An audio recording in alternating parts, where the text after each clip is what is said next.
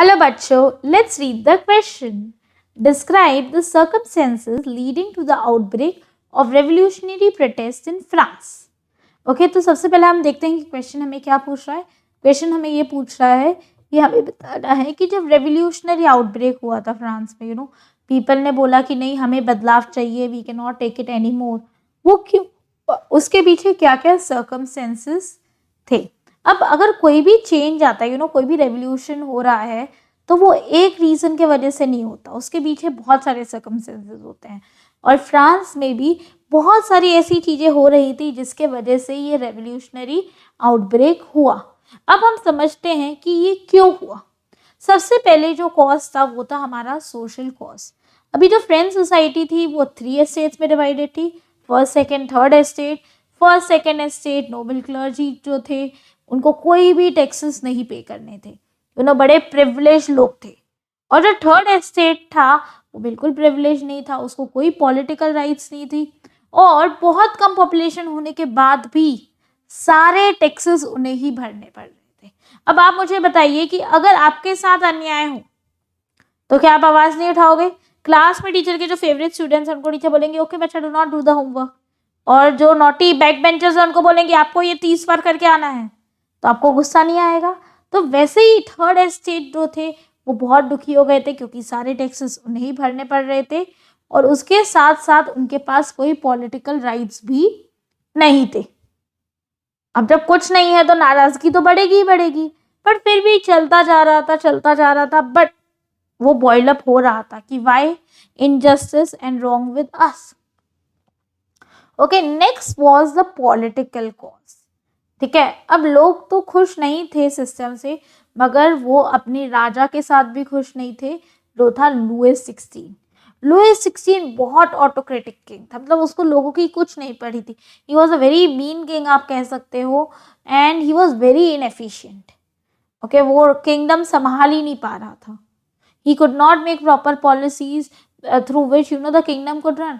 और जो administration system भी था वो भी पुराना चलता जा रहा था, रॉट हो चुका था.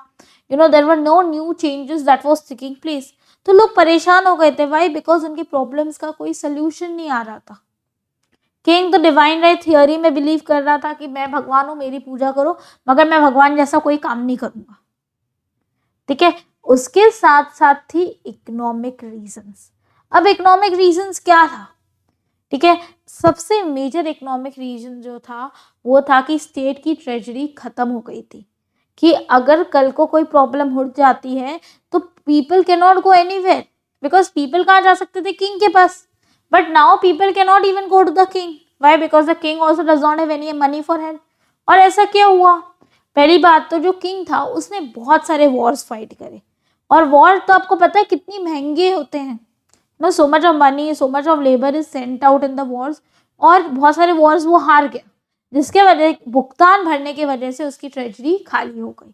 नॉट ओनली दैट, इतने लॉस होने के बाद भी उसकी जो लग्जरियस लाइफस्टाइल है वो खत्म नहीं हुई. कि प्रॉपरली ड्रेसेस पहनना, और जो प्रिंस थे, प्रिंसेसेस थे, क्वीन थे, देवी, वो भी बहुत रेडी होकर जाते थे. लेविश लिविंग लाइफस्टाइल, मतलब आपके जेब में एक फूटी कौड़ी नहीं है, फिर भी आप राजशाही ठाट बाट के साथ जी रहे हो. ठीक है, अब एक और जो बहुत बड़ी प्रॉब्लम थी वो थी प्रॉब्लम ऑफ टैक्सेशन. अब जो लोग रिच थे, पैसे वाले थे, उनसे तो वो टैक्स वसूल नहीं करते थे. जो गरीब इंसान थोड़ा सा कमा रहा है उससे टैक्स वसूल करोगे तो आप कितना ही टैक्स जमा कर पाओगे, जिसके वजह से क्या हो रहा था? स्टेट ट्रेजरी में ज़्यादा पैसा नहीं आ रहा था, जिसके वजह से जो स्टेट था वो एक डेप्ट में, एक लोन में जा चुका था. तो लोग तो नाराज होंगे. बोले अब थर्ड एस्टेट जो था वो तो सबसे ज्यादा दुखी था. बोले हम टैक्स भर रहे हैं मगर पैसा जा कहाँ रहा है? हमारे डेवलपमेंट के लिए तो कुछ भी यूज नहीं हो रहा है. उसके साथ साथ वो टाइम पे बहुत सारे जो writers like Rousseau, Voltaire, Montesquieu, वो लोगों ने ओपनली लिखना शुरू कर दिया. मतलब उन्होंने एक्सपोज कर दिया कि देखो ये सोसाइटी में क्या गलत काम चल रहा है, ये राजा कैसे बिहेव कर रहा है, आपको कोई राइट्स नहीं दिए जा रहे, आपको कोई आवाज नहीं दी जा रही है. और उन लोग ने आइडियाज जो थे लिबर्टी के, इक्वालिटी के, ये थर्ड एस्टेट क्या है, ये सारे एस्टेट सेम होते हैं, ये सब खत्म करो, फ्रेटर्निटी, ये सारे आइडियाज वो लोगों को समझाने लग गए. अब जब ये बातें लोगों को समझाई तो लोगों के दिमाग में बात आई, बोले ये गलत तो नहीं है, गलत इनजस्टिस तो हमारे साथ हो ही रहा है और किंग भी प्रॉपरली नहीं कर रहा है, स्टेट्स भी गलत तरीके से डिवाइडेड है। वही टाइम पे क्या हो गया कि जो स्टेपल फूड है, जो ब्रेड है, उसके प्राइसेस बढ़ गए।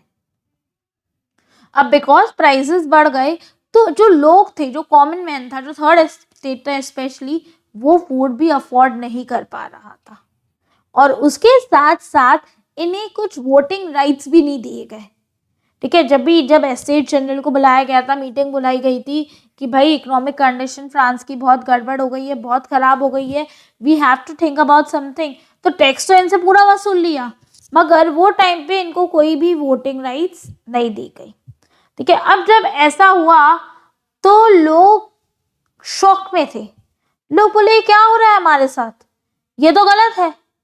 एंड वही टाइम पे they started agitating against the king and against the injustice that was happening with them. They started demanding equality, okay, they started demanding liberty, and these are the circumstances that led to the outbreak of revolutionary protest in France. I hope you have understood the question as well as the answer.